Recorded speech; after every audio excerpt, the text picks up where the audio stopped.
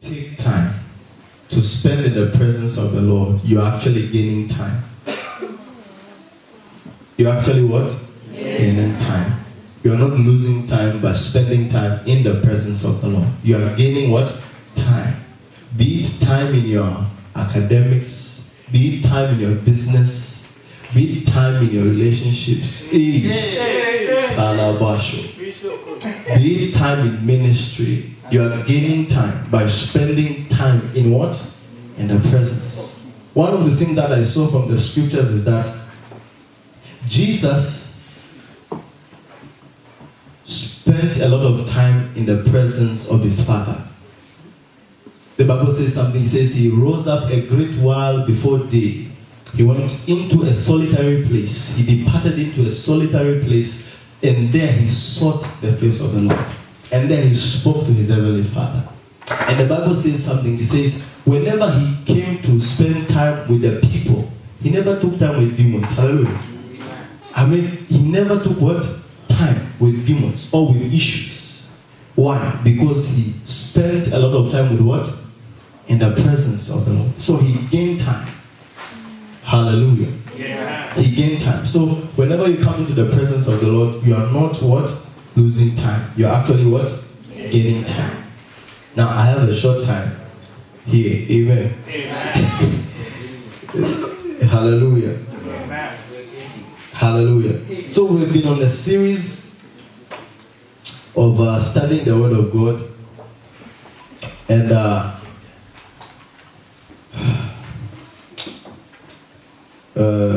Daddy will be joining us next week. Amen. Amen. I thought you'd be excited. Hallelujah. Yeah, Daddy will be joining us next week to take us deeper in this thing called the study of God's Word. Amen. Amen. Okay, for this short time, I want to just talk on something short. Amen.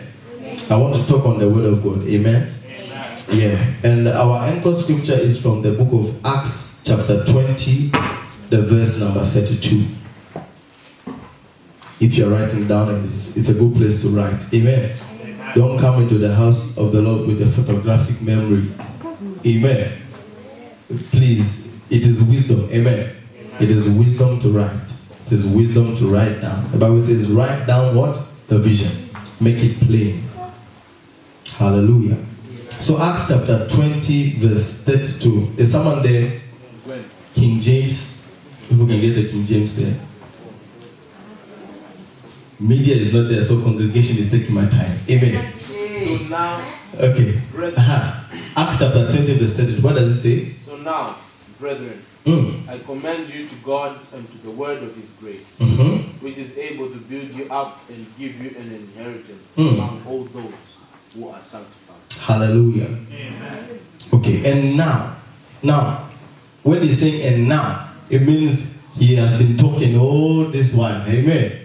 He has been what? Talking. He has been talking. And when you read the the upper scriptures, he was talking to the elders in the churches of Ephesus. Amen.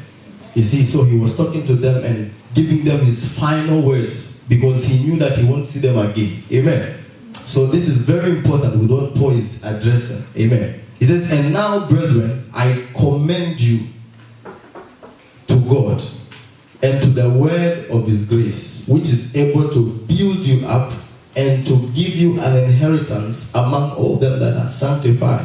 Now the word commend there, I want to talk on that. The word commend, in other words, what Paul is saying that when he says, I commend you to God, in other words, he's saying, I commit you to God.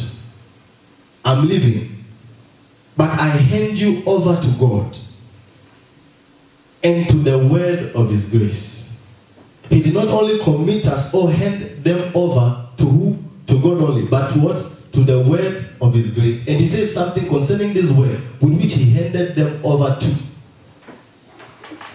For example, I don't know if it applies in your families from wherever you're coming from. Amen. Amen. You see, maybe your parent is living. I think maybe it is mostly in the western parts where parents work and then they leave their children to, is it babysitters? Nannies. Right? Yeah, so they leave their children to nannies. What they are doing is they are committing the welfare of their children to what? In other words, they trust those nannies. Amen. Amen. Hallelujah. Amen. In other words, when Paul was saying that I commend you to God and to the word of his grace, in other words, he saw that there is safety in the word of God.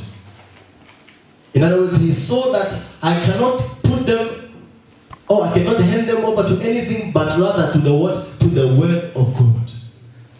In other words, it is very important that we take note of the word of God, because that is what we have been handed over to.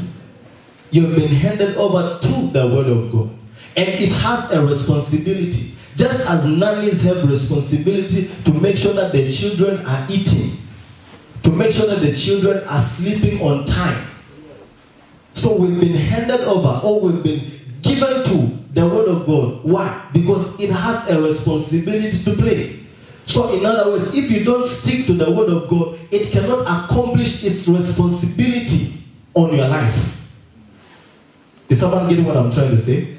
In other words, if you don't allow yourself to be taken care of by the word, then it won't be able to accomplish its responsibility, because it has been given, or it has been assigned a responsibility upon those to whom they have been handed over to. He says, now, brethren, I commend you, I hand you over, I commit you to God and to the word of his grace. Okay, so I've handed you over to his word. What is the responsibility of this word? Hallelujah. Amen. What does it say? It says, which is able. Which is what? Is able to what? To build you up. So the number one thing that the word of God is able, or the nature that the word of God possesses, is the nature of building. A building nature. The word of God. Now, point number one. The word of God possesses a building nature. It has a building what? Nature. The Bible says that, and I commend you to God and the word of God's grace, which is able to build you up. So in other words, if you want to be built up, what do? You submit yourself, or subject yourself to what? To the word of God. Because the word of God has the ability to what? To build us, to groom us. Hallelujah. Amen. Is someone understanding? Yes, the place is quiet too. Oh. Hallelujah. Amen. Hallelujah. The place is very quiet too. Amen. Amen. Some people are too serious. Amen. Please smile. Hallelujah. Turn to your neighbor, smile. Oh, smile.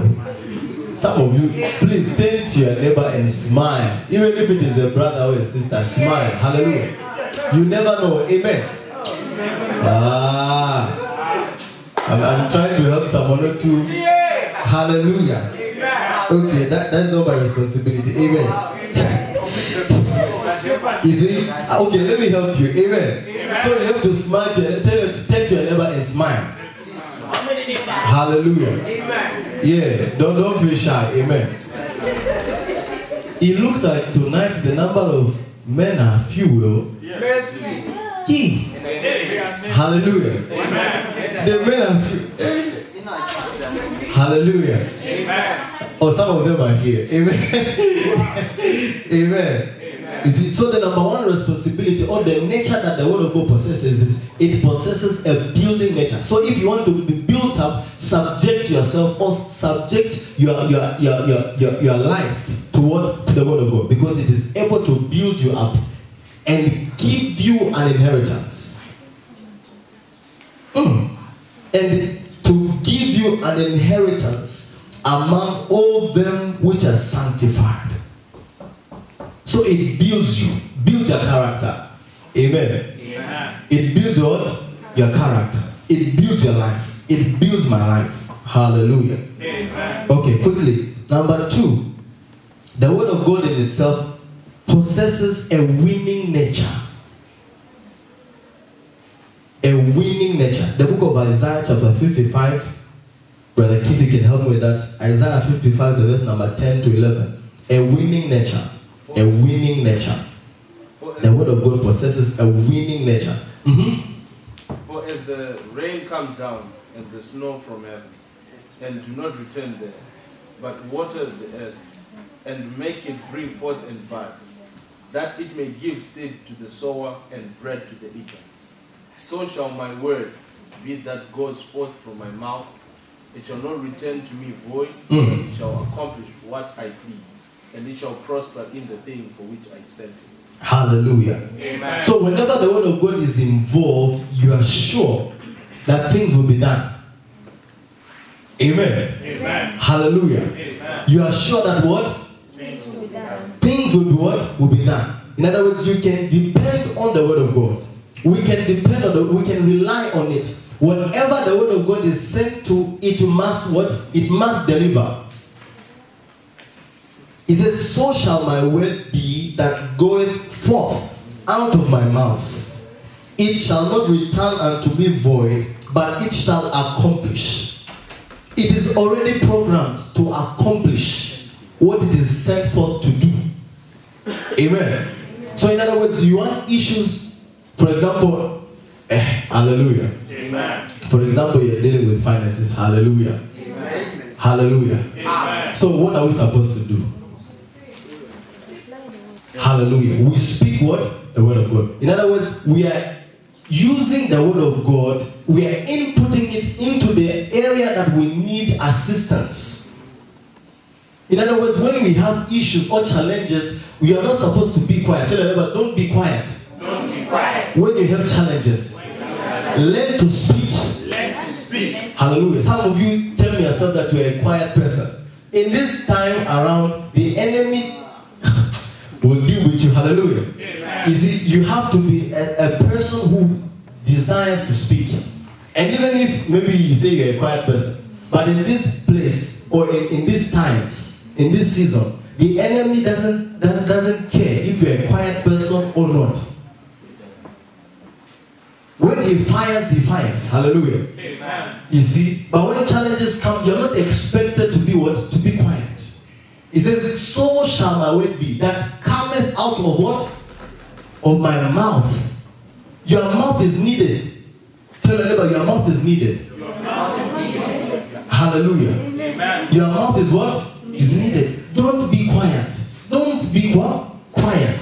Learn to what? To speak the word of God. Release the word of God. There's an issue coming. Don't cry. Hallelujah. Amen. Is it don't what? Cry. Don't cry. You're wasting time.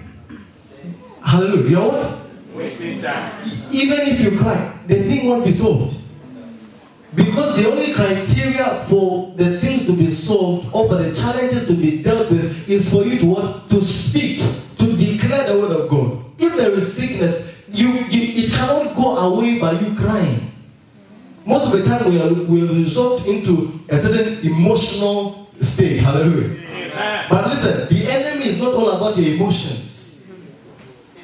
Hallelujah. Amen. When he blocks your finances, you are not expected to be quiet. If you are quiet, the thing won't deliver. Hallelujah. Amen. He says, so shall my word be that cometh from my mouth. It shall accomplish. In other words, the word of God in your mouth is a weapon. Tell your neighbor, the word of God, in your mouth, with faith in your heart, is a weapon. And it will deliver. Hallelujah. In other words, when you involve the word of God in any situation, as you speak it forth, so do you see it. Amen. Amen. Because in it also, point number 3, the word of God possesses a creative nature. It possesses a what? A creative nature. Because as you speak it, so do you see it. In other words, what you don't speak, you cannot see. You're only permitted to see what you speak. Hallelujah. Amen. Hallelujah. Amen. Hallelujah. Amen. So learn to what? To speak. Don't be quiet. We tell you to pray, don't be quiet. Amen. Most of the people, when it's the time to pray, people don't pray. And some people pray some gentle prayers. Hallelujah. Amen. Some, Lord, thank you. Heavenly Father. Hallelujah. Some gentle and some nice prayers. I'm telling you, the enemy with which we are dealing with is a very dangerous man. He says he's like a roaring lion, seeking whom he may want. So he's not looking for some gentle Christians. Amen. Amen. He's not, and in prayer, there's nothing like female or male. Hallelujah. Amen. In prayer, there's what? There's nothing like what? Neither male nor female. Hallelujah. Prayer has no gender. Thank you, Pastor Steve.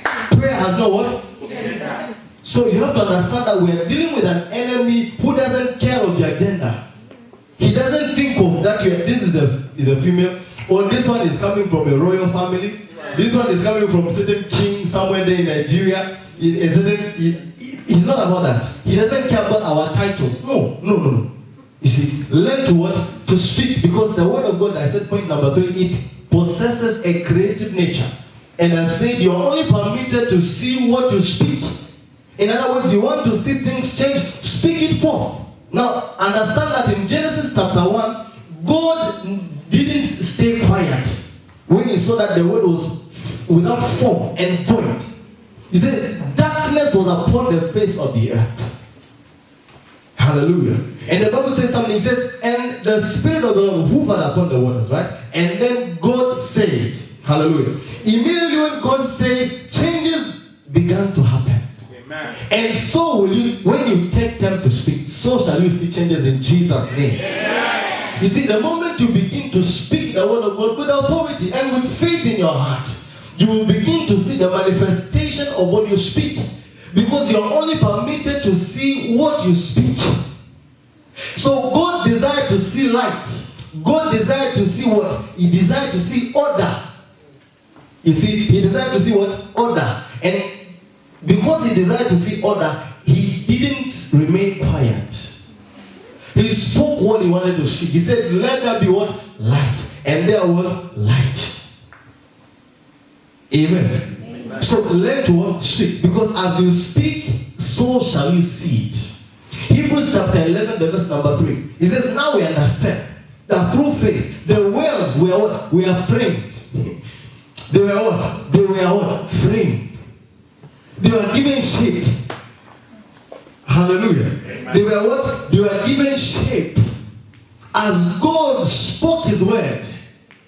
In other words, you want to see form, you want to see order in your life, you want to see order in your finances, you want to see order in your health, you want to see order in your family, you want to see order in your nation, you want to see order in your school, then you ought to speak something. Tell the neighbor, you ought to speak something. Until you say something, nothing will happen. Hallelujah. And that is why the vehicle of prayer is very important. Because it is through prayer where you get an opportunity to declare things and see them to what? To manifestation. Hallelujah. So the word of God in itself possesses a creative nature. And you were created in what? You are created in what? And after his likeness. Hallelujah. So inside of you, there is that creative ability. Hallelujah. Amen. Tell the neighbor, inside of you, there is that creative ability. Hallelujah. Is it so? Tell the neighbor, so use it. Don't stay quiet. Use that ability that is inside your spirit. Hallelujah. Okay, so point number 1, what did I say? The word of God has what? A building nature, right? Building nature. Number 2, it has a winning nature. It always wins. And you can always be a winner. Tell your neighbor, you can always be a winner. Hallelujah. You see, the book of Deuteronomy chapter 28, I like this scripture. The book of Deuteronomy chapter 28, the verse number 13. Can someone read that quickly? You can always be a winner. You can always remain healthy. Deuteronomy 28, verse 13. Is someone there? If you have an NIV, it will be powerful. The Lord will make you the head, not the tail. Okay. If you pay attention to the commands of the Lord your God that I give you this day, carefully follow them. You will always be at the top. Wait. You will always be where? At the top. And look at that word, always. He didn't say sometimes. He didn't say sometimes, right? He says you what? Always beware. And continue. Never at the bottom. Look at these words. Always at what? And never where? Always where? And never where? So in other words, the word of God is telling us that we can always win in whatever issue. Whatever issue, we can always what? Win. So we said it has a building nature, it has a what? Winning nature. Number 3? Creative nature. Wow. Creative is too powerful. Hallelujah.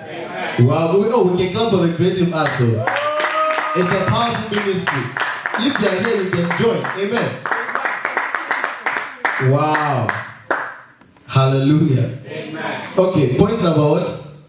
4. Number 4. So the word of God possesses a healing and deliverance nature. Amen. A healing and deliverance nature. The word. The book of Psalm 107, the verse number 20. Send forth his word. The book of Psalm 107, the verse number 20. What does it say? Send forth his word and healed their disease and saved them from their destruction. From King James. I think that is NKJV. What does it say? Psalm 107, the verse number 20. Is someone there? Yes. You can read it, though. Read it. Which one do you have? Okay. On one with KJV. He sent his word. Okay. And healed them. Okay. And delivered them from their distractions. Okay. Wow. He what? He sent his word. What did he do? Okay, it healed them and did what? Hallelujah. This is the what? The very word of God with which you have access to. We have access to. This is the word of God. Whenever you invoke the word of God, you are invoking the power of what? Of healing. And the power of what? Of deliverance is embedded in the word of God. So if we need healing, if you need healing, there is access to healing through his word. Through what? His word. Only through faith. If you believe, nothing is what? Is impossible.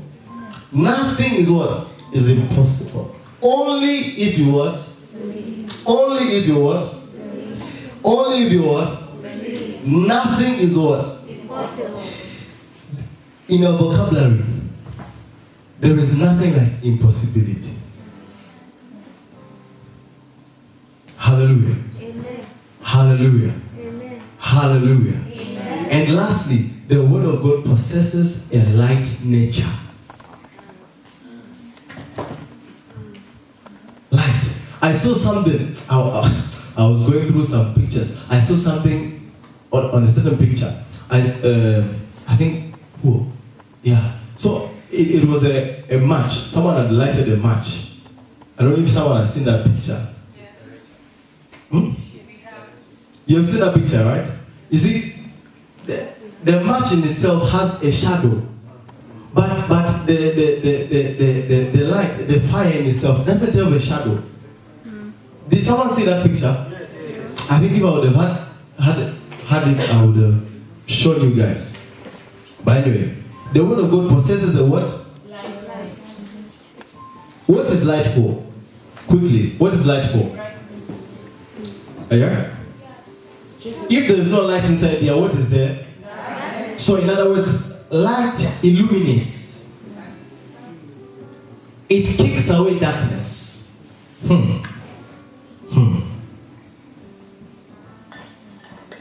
Okay, Psalm 119, the verse number 105, and the same Psalm, verse 130. Can someone just quickly read that? Your word is a lamp unto my feet. Okay, your word is a lamp unto my feet and a light unto my path. Okay. Okay, that is verse 105. And then verse 130. The entrance of your word. Oh, okay. Thank you. I don't know if our media is not around. Hallelujah. Oh, they are around though, but they are not projecting anything. Hallelujah.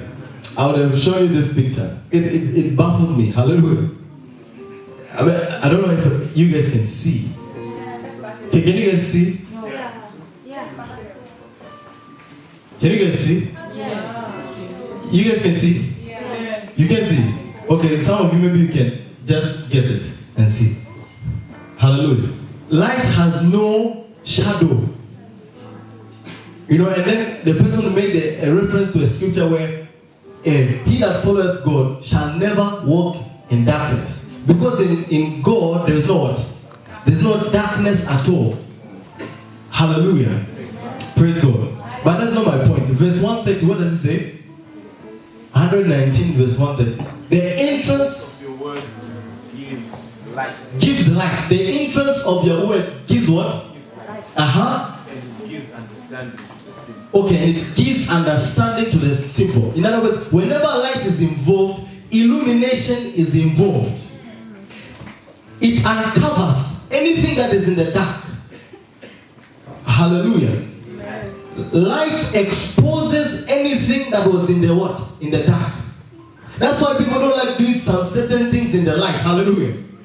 Hallelujah. Is someone understanding me? Is someone understanding me? They don't like doing some certain things, what?